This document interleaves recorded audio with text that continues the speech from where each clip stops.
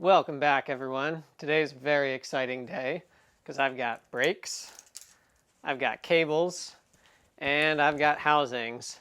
And at the end of this video, this thing's going to be rideable. God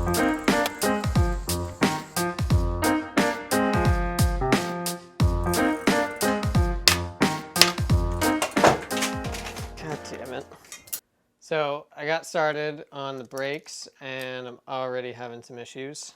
Be careful if you're buying these brakes, Shimano Dior V brakes. The way these go on, they just kind of mount on this post, right? Now you'll notice there's this tiny little metal piece right here that connects to the spring, and it's supposed to go in these holes down here, right there. And it doesn't quite, it kind of reaches. Oh yeah, you see it can kind of pop out a little bit. It's not reaching well. And I was really confused, so I did some research. And also just looking at it, you can see this shoulder here. So these are threaded brake post bosses. So they come out, but so this shoulder here with the flats for a wrench is what is stopping this from going deeper. But it sounds like it's not really a Surly problem. It's more of a Shimano problem. If you look inside here, you can see there's a point where it gets narrower to accommodate the shoulder back there on the post. But this is not deep enough for this specific brake post. Now, I went to a bike in our garage and pulled that V-brake off, and that part is much deeper. So if you are getting these brakes, just make sure, if you can somehow, that the spacing will accommodate your posts. Now, when I took these out, I damaged the packaging a little bit, and I'm not really sure if I'll be able to return them well. And I also don't really want to wait. But let's take a look at the front. I'm trying something here. Okay, so here's one of the front brakes. So you can see big gap in there, right? So on the front, the problem's not as bad. I don't know if you can see it there, but that pin is actually coming pretty flush with the hole. So I feel all right about that setup. But I did attempt a little bit of a repair here just to see what I could do. I got a cutoff wheel on a Dremel tool and just kind of turned that on and tried to trim this back so that the pin would seat better. I didn't get too aggressive with it, but just that little bit was able to get me about 0.4 of a millimeter. So I'm going to try that on the back posts and see if we can get it seated a little better.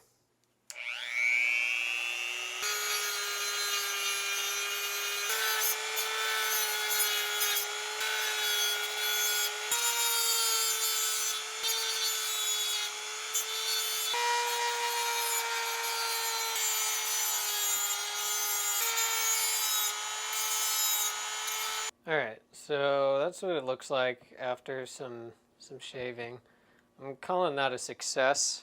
I was able to get about a full millimeter out of it before the gap between this part down here and like that part on the pin was about 4.5 millimeters, and now I think it's down to 3.5, which is about what I have on the front.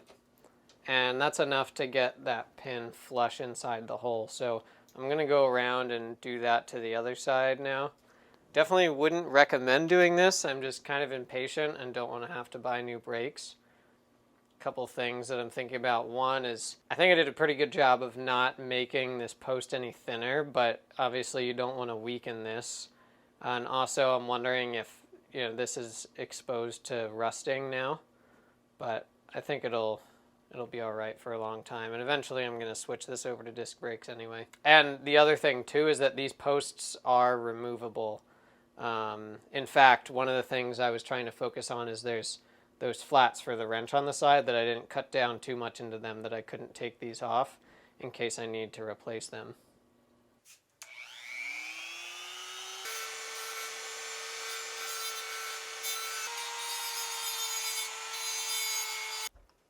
All right, well that took way longer than brakes should. I got the left side down to, I think it was like 3.6 millimeter gap right here or something. I'm happy with that. I didn't really want to take that shoulder down much further, and I think it's seated in there pretty nice. It's not going to go anywhere. Once again, don't do what I'm doing right now. I'm just impatient. And here's the front ones. So I'm going to throw the wheels back on and start running some cables. So before I run these, I just wanted to point out something about the Troll. You'll see here, this is for the cable housings to sit inside. I think this has to do with this being a really versatile frame. So instead of having housing stops and then parts where the cable runs bare, you run cable the whole way. So it just has these little mounts here that you run a zip tie through and zip tie the cable into place. So all of these housing runs are going to go the whole length of the bike. And I take it that that's just there so that you can run a bunch of different types of brakes.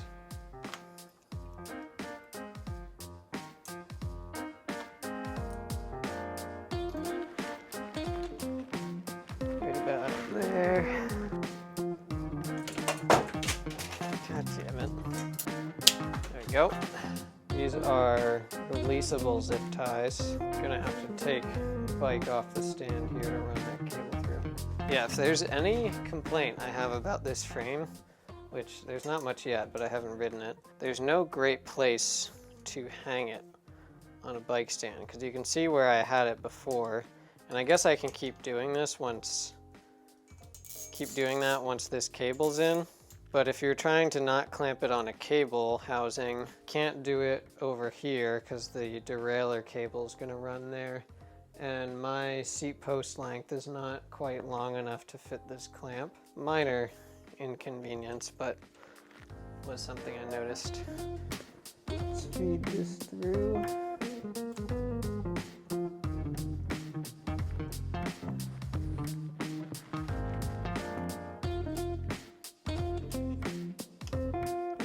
That in. All right.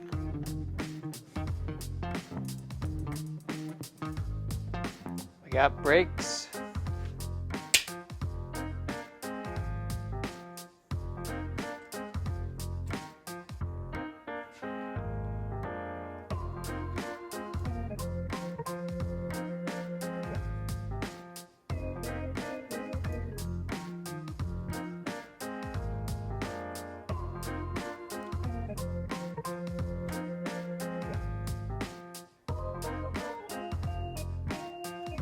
Now we gotta align the calipers.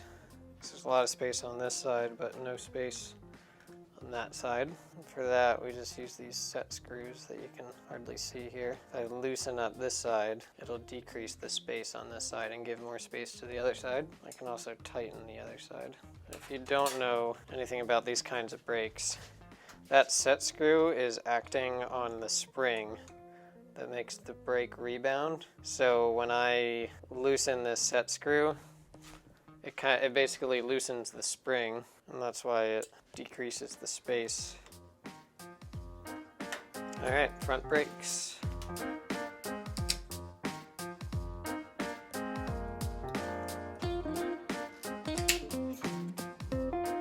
Okay, we got the brakes on. You can see it's kind of how tight it is there. Now we're gonna hook the shifters up. This is what I got on here right now. I just kind of stole it off an old bike. They're sort of cheap friction shifters. Maybe at some point I'll upgrade these, but right now I just want to get it up and running.